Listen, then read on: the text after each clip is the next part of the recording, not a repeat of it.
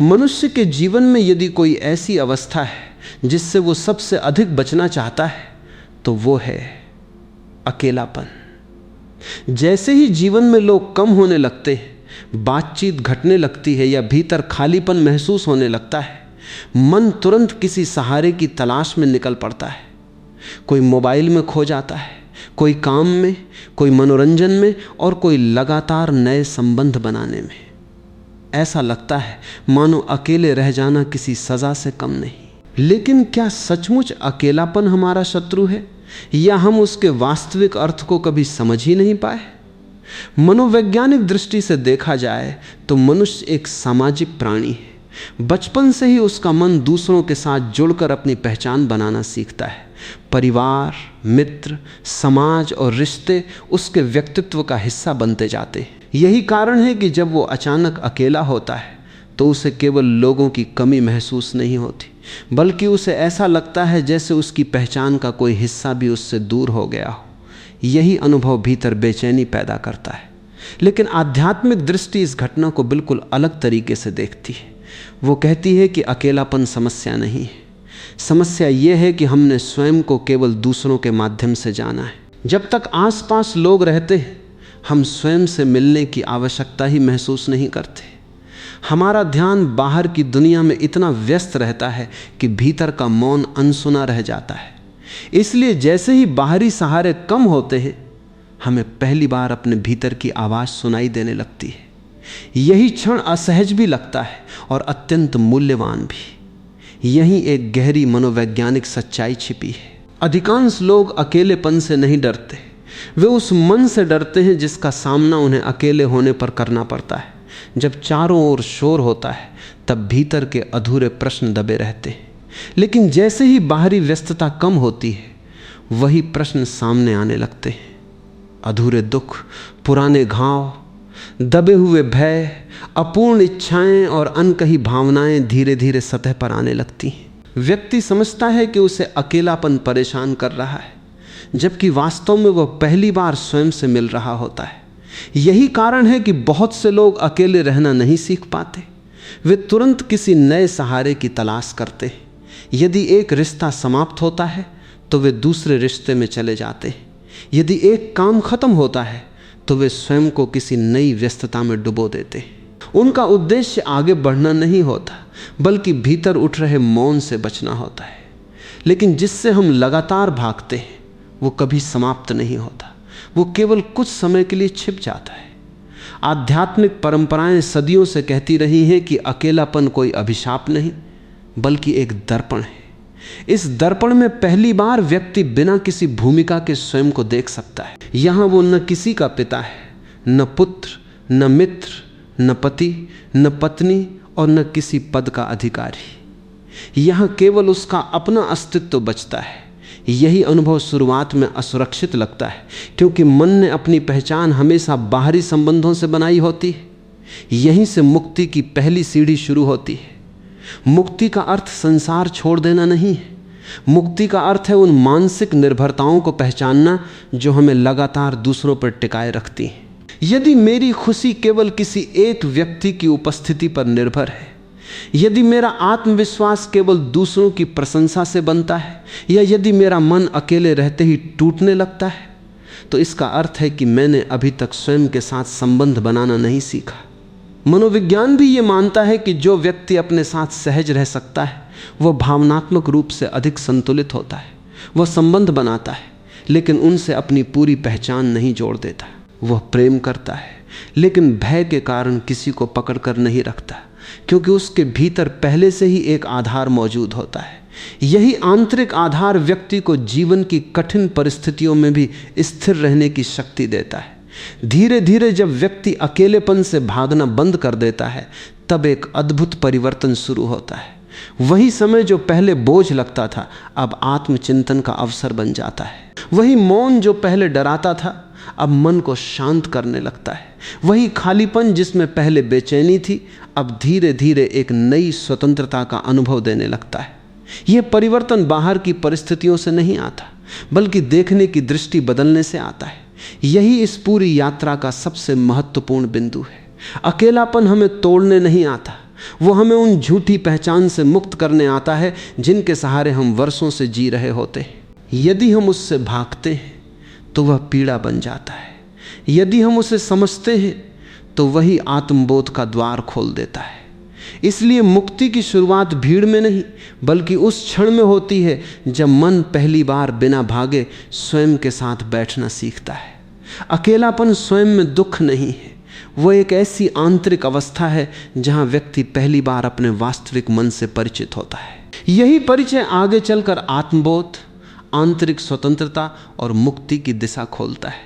अगले भाग में हम समझेंगे कि जब व्यक्ति अकेलेपन का सामना करने का साहस करता है तब उसके मन और चेतना में कौन कौन से मनोवैज्ञानिक और आध्यात्मिक परिवर्तन होने लगते हैं। जब व्यक्ति पहली बार अकेलेपन से भागना बंद करता है तब उसके भीतर एक ऐसी यात्रा शुरू होती है जो बाहर से दिखाई नहीं देती। ये यात्रा किसी स्थान तक पहुंचने की नहीं बल्कि स्वयं की परतों को पहचानने की होती है।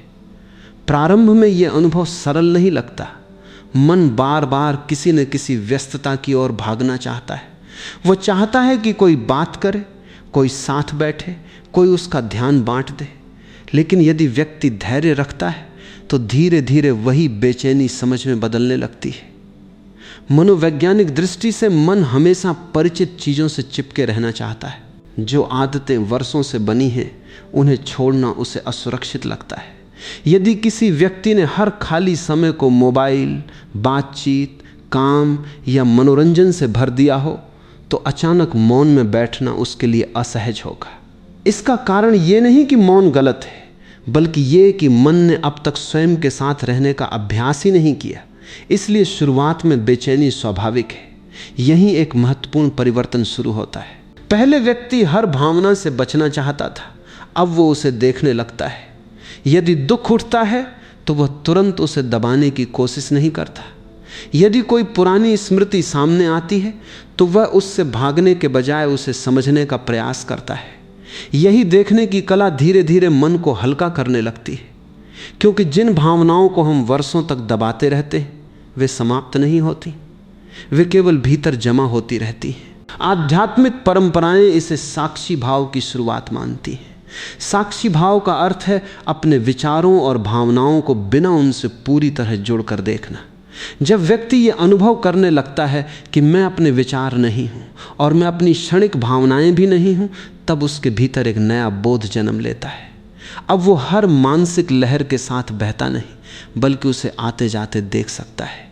यही आंतरिक स्वतंत्रता की पहली झलक है। धीरे धीरे व्यक्ति ये भी समझने लगता है कि उसका अधिकांश तनाव बाहरी परिस्थितियों से नहीं बल्कि उनके प्रति उसकी मानसिक प्रतिक्रियाओं से उत्पन्न होता है।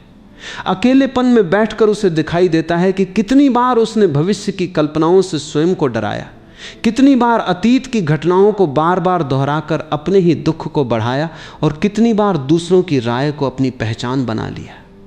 ये समझ किसी पुस्तक से नहीं आती, ये प्रत्यक्ष अनुभव से जन्म लेती है। एक और परिवर्तन अत्यंत सूक्ष्म होता है। व्यक्ति दूसरों से मान्यता पाने की अपनी आदत को पहचानने लगता है। पहले उसकी खुशी इस बात पर निर्भर करती थी कि लोग उसकी प्रशंसा करें, उसे महत्व दें या उसके साथ रहें। लेकिन जब वो अकेले रहकर भी अपने भीतर शांति का अनुभव करने लगता है तब बाहरी स्वीकृति का महत्व धीरे धीरे कम होने लगता है। इसका अर्थ ये नहीं कि वो लोगों से दूर हो जाता है। इसका अर्थ केवल इतना है कि अब उसका आत्ममूल्य दूसरों के निर्णयों पर आधारित नहीं रहता। मनोविज्ञान इसे भावनात्मक आत्मनिर्भरता की दिशा में बढ़ना मानता है। ऐसा व्यक्ति संबंधों से भागता नहीं बल्कि उनमें अधिक संतुलित होकर प्रवेश करता है। वह किसी को अपनी कमी पूरी करने के लिए नहीं खोजता, वो इसलिए जुड़ता है क्योंकि उसके भीतर साझा करने की क्षमता होती है, मांगने की मजबूरी नहीं। यही अंतर संबंधों की गुणवत्ता बदल देता है। अकेलापन व्यक्ति को अपनी वास्तविक इच्छाओं से भी परिचित कराता है। भीड़ में रहते हुए हम कई बार वही लक्ष्य अपना लेते हैं जिन्हें समाज महत्वपूर्ण मानता है, लेकिन जब मन शांत होता है तब धीरे धीरे ये स्पष्ट होने लगता है कि वास्तव में हमें क्या चाहिए और क्या केवल आदत या सामाजिक दबाव के कारण चाहा जा रहा था। ये स्पष्टता जीवन की दिशा बदल सकती है। यहीं से भीतर एक नया मौन जन्म लेता है। ये वो मौन नहीं है जिसमें शब्दों की कमी हो, ये वो मौन है जिसमें अनावश्यक शोर समाप्त होने लगता है। निर्णय अधिक स्पष्ट होते हैं, प्रतिक्रियाएं धीमी हो जाती हैं और जीवन को देखने की दृष्टि बदलने लगती है। व्यक्ति पहले की तरह हर परिस्थिति में उलझता नहीं। अब वो कई बातों को केवल देखकर भी आगे बढ़ सकता है। यही मानसिक परिपक्वता का संकेत है। जब व्यक्ति अकेलेपन से भागना बंद कर देता है, तब उसके भीतर गहरे मनोवैज्ञानिक और आध्यात्मिक परिवर्तन शुरू होते हैं। वह अपनी भावनाओं को समझना सीखता है, अपने विचारों का साक्षी बनता है, बाहरी मान्यता पर निर्भरता कम करता है और अपने भीतर एक स्थिर आधार खोजने लगता है। अगले भाग में हम समझेंगे कि यही अकेलापन धीरे धीरे आत्मबोध और आंतरिक स्वतंत्रता में कैसे बदलता है और क्यों यही परिवर्तन मुक्ति की वास्तविक यात्रा का केंद्र है। जब मन अकेलेपन को स्वीकार कर लेता है, तब एक अत्यंत सूक्ष्म परिवर्तन शुरू होता है। पहले व्यक्ति अपने भीतर उठने वाली हर भावना को बदलना चाहता था, अब वह उसे समझना चाहता है। पहले वो अपने विचारों से लड़ता था, अब उन्हें केवल देखना सीखता है। यही देखने का परिवर्तन धीरे धीरे आत्मबोध की यात्रा बन जाता है। मुक्ति अचानक मिलने वाली कोई घटना नहीं है, ये स्वयं को स्पष्ट रूप से पहचानने की निरंतर प्रक्रिया है। मनुष्य अपने बारे में अनेक धारणाएं लेकर जीता है। वो स्वयं को अपने नाम, काम, रिश्तों, उपलब्धियों और असफलताओं से पहचानता है। लेकिन जब वो लंबे समय तक शांत होकर स्वयं के साथ बैठता है, तब उसे अनुभव होने लगता है कि ये सभी बातें उसके जीवन का हिस्सा हैं, पर उसका संपूर्ण अस्तित्व नहीं। उसके भीतर एक ऐसा साक्षी भी है जो इन सब को देख रहा है। यही अनुभव आध्यात्मिक जीवन का निर्णायक मोड़ बन सकता है। मनोवैज्ञानिक दृष्टि से इसे आत्म जागरूकता का विस्तार कहा जा सकता है। व्यक्ति केवल ये नहीं देखता कि वो क्या सोच रहा है, बल्कि ये भी समझने लगता है कि वो वैसा क्यों सोचता है। उसे अपने व्यवहार के पीछे छिपे हुए पैटर्न दिखाई देने लगते हैं। वह पहचानने लगता है कि कौन से डर बार बार उसके निर्णयों को प्रभावित करते हैं, कौन सी आदतें उसे उसी स्थान पर रोके रखती हैं और किन मान्यताओं को उसने बिना जांचे ही सत्य मान लिया था। यह पहचान परिवर्तन की शुरुआत है। आध्यात्मिक दृष्टि एक कदम और आगे जाती है। वह कहती है कि जब तक मनुष्य स्वयं को केवल अपने विचारों से जोड़कर देखता रहेगा, तब तक वो भीतर कभी स्वतंत्र नहीं हो सकता। विचार बदलते रहते हैं, भावनाएं भी बदलती रहती हैं और परिस्थितियां भी हर समय बदलती रहती हैं। यदि हमारी पहचान इन्हीं बदलती हुई चीज़ों पर टिकी हो तो जीवन लगातार अस्थिर लगेगा। लेकिन जैसे ही व्यक्ति अपने भीतर उस मौन साक्षी को पहचानता है जो हर परिवर्तन को देख रहा है, उसके भीतर स्थिरता जन्म लेने लगती है। यहीं अकेलापन एक नई भूमिका निभाता है। अब वो खालीपन नहीं रह जाता, बल्कि आत्मसंवाद का स्थान बन जाता है। व्यक्ति पहली बार स्वयं से ईमानदारी से प्रश्न पूछता है। वो यह जानना चाहता है कि वो वास्तव में किस भय से भाग रहा था, वो किन अपेक्षाओं का बोझ ढो रहा था, वो किन लोगों को खुश करने की कोशिश में स्वयं से दूर होता चला गया। ऐसे प्रश्न बाहर की भीड़ में नहीं उठते, वे केवल तब जन्म लेते हैं जब भीतर पर्याप्त शांति होती है। धीरे धीरे व्यक्ति ये भी समझने लगता है कि स्वतंत्रता का अर्थ परिस्थितियों पर नियंत्रण नहीं है। वास्तविक स्वतंत्रता का अर्थ है परिस्थितियां बदलने पर भी अपने भीतर संतुलित रहना। यदि किसी की प्रशंसा से हम अत्यधिक प्रसन्न हो जाएं और आलोचना से पूरी तरह टूट जाएं, तो हमारा केंद्र अभी भी बाहर है। लेकिन यदि हमारा आधार भीतर हो तो बाहरी घटनाएं हमें प्रभावित तो करेंगी, पर नियंत्रित नहीं करेंगी। यही आंतरिक स्वतंत्रता की पहचान है। एक और महत्वपूर्ण परिवर्तन इच्छाओं के स्तर पर होता है। पहले मन हर समय किसी न किसी उपलब्धि, मान्यता या संबंध के पीछे दौड़ता रहता था। अब व्यक्ति ये देख पाता है कि उसकी अनेक इच्छाएं केवल आदत थी, वास्तविक आवश्यकता नहीं। इसका अर्थ इच्छाओं का दमन नहीं है, बल्कि उनके प्रति सजग होना है। जब चाहते स्पष्ट होती हैं, तब जीवन सरल होने लगता है। अनावश्यक बोझ अपने आप गिरने लगता है। यही अवस्था करुणा को भी जन्म देती है। जो व्यक्ति अपने भीतर के संघर्षों को समझ लेता है, वो दूसरों के संघर्षों को भी अधिक सहजता से समझने लगता है। अब वो लोगों को केवल उनके व्यवहार से नहीं आंकता, उसे ये दिखाई देने लगता है कि हर व्यक्ति अपनी अपनी पीड़ाओं, भय और अधूरी कहानियों के साथ जी रहा है।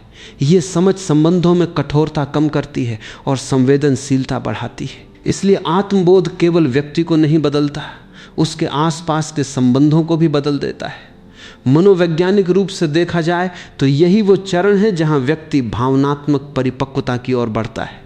अब वो अपनी खुशी की पूरी जिम्मेदारी दूसरों पर नहीं डालता, वो अपने भीतर स्थिरता विकसित करता है। वो जानता है कि प्रेम सुंदर है, संबंध आवश्यक है, लेकिन उनका उद्देश्य भीतर की रिक्तता को भरना नहीं होना चाहिए। जब भीतर पहले से शांति हो तभी संबंध भी स्वस्थ और स्वतंत्र बनते हैं। अंततः अकेलापन व्यक्ति को यह सिखा देता है कि वह अपने ही भीतर एक ऐसा घर बना सकता है जहां लौटने के लिए उसे किसी बाहरी सहारे की आवश्यकता नहीं। यही घर आत्मबोध का घर है। यही वह स्थान है जहां भय धीरे धीरे विश्वास में बदलता है, बेचैनी संतुलन में बदलती है और निर्भरता स्वतंत्रता में बदलने लगती है। यही परिवर्तन मुक्ति की दिशा में सबसे महत्वपूर्ण कदम है। अकेलापन तब मुक्ति का द्वार बनता है जब वो आत्मबोध की यात्रा में बदल जाता है। व्यक्ति अपने विचारों, भावनाओं और पहचान की परतों को पहचानते हुए उस आंतरिक साक्षी तक पहुंचने लगता है जो हर परिवर्तन के बीच भी शांत रहता है। अगले भाग में हम समझेंगे कि इस पूरी प्रक्रिया में मौन, ध्यान और एकांत की क्या भूमिका है और क्यों यही साधन चेतना को गहराई तक रूपांतरित करने की क्षमता रखते। जब मनुष्य अकेलेपन को स्वीकार कर लेता है तब उसके सामने एक नया संसार खुलता है, मौन का संसार। अधिकांश लोग मौन को केवल शब्दों की अनुपस्थिति समझते हैं, जबकि वास्तविक मौन उससे कहीं अधिक गहरा अनुभव है। मौन वह अवस्था है जहां मन का निरंतर शोर धीरे धीरे शांत होने लगता है। जब यह शोर कम होता है तभी व्यक्ति पहली बार अपने अस्तित्व की सूक्ष्म ध्वनि को सुन पाता है। यही सुनना मुक्ति की यात्रा का निर्णायक मोड़ बनता है। हमारा मन दिन भर अनगिनत विचारों से भरा रहता है। कुछ विचार अतीत से जुड़े होते हैं, कुछ भविष्य की चिंताओं से और कुछ उन कल्पनाओं से जो कभी वास्तविकता बनती ही नहीं। इन निरंतर चलने वाले विचारों के कारण व्यक्ति स्वयं को शायद ही कभी स्पष्ट रूप से देख पाता है। ध्यान का उद्देश्य विचारों से युद्ध करना नहीं है। उसका उद्देश्य यह है कि व्यक्ति विचारों के बीच भी एक शांत केंद्र को पहचान सके। जब यह पहचान होने लगती है तब विचारों का प्रभाव स्वाभाविक रूप से कम होने लगता है। मनोवैज्ञानिक दृष्टि से ध्यान मन को दबाता नहीं बल्कि उसे व्यवस्थित करता है। जब व्यक्ति नियमित रूप से कुछ समय बिना किसी बाहरी उत्तेजना के अपने भीतर ठहरता है तो उसकी मानसिक प्रतिक्रियाएं बदलने लगती हैं। वो हर घटना पर तुरंत प्रतिक्रिया नहीं देता, उसके भीतर एक छोटा सा विराम पैदा होता है। यही विराम उसे अधिक संतुलित निर्णय लेने की क्षमता देता है। धीरे धीरे उसका व्यवहार परिस्थितियों से नहीं बल्कि उसकी आंतरिक स्पष्टता से संचालित होने लगता है। आध्यात्मिक परंपराएं इसी विराम को अत्यंत मूल्यवान मानती हैं, क्योंकि यही पहली बार व्यक्ति अनुभव करता है कि उसके भीतर दो स्तर हैं। एक स्तर वो है जो सोचता है, चाहता है, डरता है और उलझता है। दूसरा स्तर वो है जो इन सब को केवल देख रहा है। जब देखने वाला अधिक स्पष्ट होने लगता है तब सोचने वाला मन अपनी पकड़ खोने लगता है। यही कारण है कि ध्यान को केवल अभ्यास नहीं बल्कि चेतना का रूपांतरण कहा गया है। एकांत इस परिवर्तन को गहराई देता है। भीड़ में हमारा ध्यान स्वाभाविक रूप से बाहर की ओर बहता है। एकांत में वही ऊर्जा भीतर लौटने लगती है।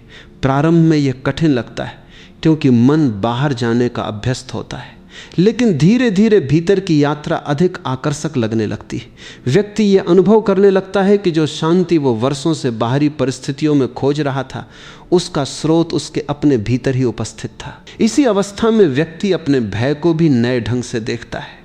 पहले वो उनसे बचने की कोशिश करता था, अब वो उन्हें समझने लगता है। उसे दिखाई देता है कि अनेक भय वास्तविक परिस्थितियों से नहीं बल्कि कल्पनाओं से बने थे। जब इन कल्पनाओं को सजगता की रोशनी मिलती है तो उनका प्रभाव कम होने लगता है। भय पूरी तरह गायब नहीं होते, लेकिन वे अब जीवन का संचालन नहीं करते। यही आंतरिक स्वतंत्रता का वास्तविक आरंभ है। मौन का एक और अद्भुत प्रभाव यह है कि वह ऊर्जा को बिखरने नहीं देता। सामान्यतः मनुष्य की मानसिक शक्ति अनगिनत इच्छाओं, चिंताओं और प्रतिक्रियाओं में खर्च होती रहती है। जब मन शांत होता है तो वही ऊर्जा एक दिशा में प्रवाहित होने लगती है। व्यक्ति अधिक स्पष्ट सोचता है, अधिक गहराई से महसूस करता है और अधिक सजग होकर कार्य करता है। उसके जीवन में अनावश्यक जटिलताएं कम होने लगती, क्योंकि उसका मन अब हर छोटी बात से उलझता नहीं। धीरे धीरे व्यक्ति ये भी अनुभव करता है कि अकेले रहना और अकेला महसूस करना दो अलग अवस्थाएं हैं। पहले वो लोगों के बीच रहकर भी भीतर से खाली महसूस करता था, अब वो एकांत में रहकर भी पूर्णता का अनुभव करने लगता है। ये परिवर्तन बाहर के लोगों की संख्या से नहीं आता, बल्कि भीतर के संबंध से आता है। जिसने स्वयं से जुड़ना सीख लिया, उसके लिए एकांत बोझ नहीं रहता, वो आत्मिक विश्राम का स्थान बन जाता है। यही वो अवस्था है जहां मुक्ति का अर्थ स्पष्ट होने लगता है। मुक्ति किसी विशेष स्थान पर पहुंच जाना नहीं है, वो मन की उन जंजीरों से मुक्त होना है जो हर समय हमें भय, तुलना, निर्भरता और असंतोष में बांधे रखती है। जब व्यक्ति इन जंजीरों को पहचान लेता है और उनसे धीरे धीरे मुक्त होने लगता है, तब उसका जीवन बाहर से वैसा ही दिखाई दे सकता है, लेकिन भीतर उसकी पूरी अनुभूति बदल चुकी होती है। मौन, ध्यान और एकांत मुक्ति के साधन इसलिए हैं क्योंकि वे मनुष्य को स्वयं से मिलाते हैं। वे मन के शोर को शांत करते हैं, साक्षी भाव को जागृत करते हैं और व्यक्ति को ऐसी आंतरिक स्थिरता प्रदान करते हैं जो किसी बाहरी परिस्थिति पर निर्भर नहीं होती। अंतिम भाग में हम समझेंगे कि जो व्यक्ति अकेले रहने की कला सीख लेता है, वो प्रेम, संबंध, सफलता और पूरे जीवन को एक बिल्कुल नए स्तर की स्वतंत्रता और आनंद के साथ क्यों जी पाता है। हम अपने अकेलेपन के साथ कैसा संबंध बना रहे हैं। यदि हम उसे शत्रु मानकर उससे भागते रहेंगे तो वो हर बार हमें और अधिक भयभीत करेगा, लेकिन यदि हम उसे एक शिक्षक की तरह स्वीकार करेंगे तो वही अनुभव धीरे धीरे हमारे भीतर ऐसी समझ पैदा करेगा जो किसी भी बाहरी उपलब्धि से नहीं मिल सकती। यहीं से मुक्ति का वास्तविक अर्थ प्रकट होना शुरू होता है। मनोवैज्ञानिक दृष्टि से देखा जाए तो जो व्यक्ति अपने साथ सहज रहना सीख लेता है, वो भावनात्मक रूप से अधिक संतुलित हो जाता है। उसकी खुशी केवल परिस्थितियों पर निर्भर नहीं रहती, वो अकेले होने पर भी टूटता नहीं और लोगों के बीच रहकर भी स्वयं को खोता नहीं। इसका कारण यह है कि उसने अपने भीतर एक ऐसा आधार खोज लिया है जो लगातार बदलती दुनिया से प्रभावित तो होता है, लेकिन पूरी तरह उसके सहारे खड़ा नहीं होता। यही आंतरिक आधार व्यक्ति के सभी संबंधों को भी बदल देता है। पहले वो लोगों से इसलिए जुड़ता था क्योंकि उसे अपने भीतर की रिक्तता भरनी थी, अब वो इसलिए जुड़ता है क्योंकि उसके भीतर बांटने के लिए कुछ है। पहले संबंध आवश्यकता थे, अब वे एक स्वतंत्र चयन बन जाते हैं। इस परिवर्तन से प्रेम का स्वरूप भी बदल जाता है। उसमें पकड़ कम होती है और सम्मान अधिक, उसमें भय कम होता है और विश्वास अधिक, उसमें अपेक्षाएं घटती हैं और स्वीकार बढ़ता है। आध्यात्मिक जीवन का एक गहरा सत्य यह है कि जो व्यक्ति स्वयं के साथ शांति में नहीं रह सकता, वो किसी भी स्थान पर स्थायी शांति नहीं पा सकता। यदि मन भीतर अशांत है तो संसार का सबसे सुंदर वातावरण भी लंबे समय तक संतोष नहीं दे पाएगा, लेकिन यदि भीतर संतुलन है तो साधारण परिस्थितियां भी आनंद का स्रोत बन सकती हैं। इसलिए मुक्ति किसी विशेष परिस्थिति की प्राप्ति नहीं, बल्कि चेतना की गुणवत्ता का परिवर्तन है। धीरे धीरे व्यक्ति ये समझने लगता है कि अकेलापन और एकांत में बहुत बड़ा अंतर है। अकेलापन तब जन्म लेता है जब मन किसी की अनुपस्थिति पर केंद्रित होता है। एकांत तब जन्म लेता है जब मन अपनी उपस्थिति को पहचान लेता है। अकेलापन कमी का अनुभव है, जबकि एकांत पूर्णता का अनुभव बन सकता है। यही परिवर्तन भीतर की यात्रा का सबसे सुंदर मोड़ है। बाहर कुछ भी नहीं बदलता, लेकिन देखने वाला बदल जाता है। यही जीवन का एक और रहस्य स्पष्ट होता है।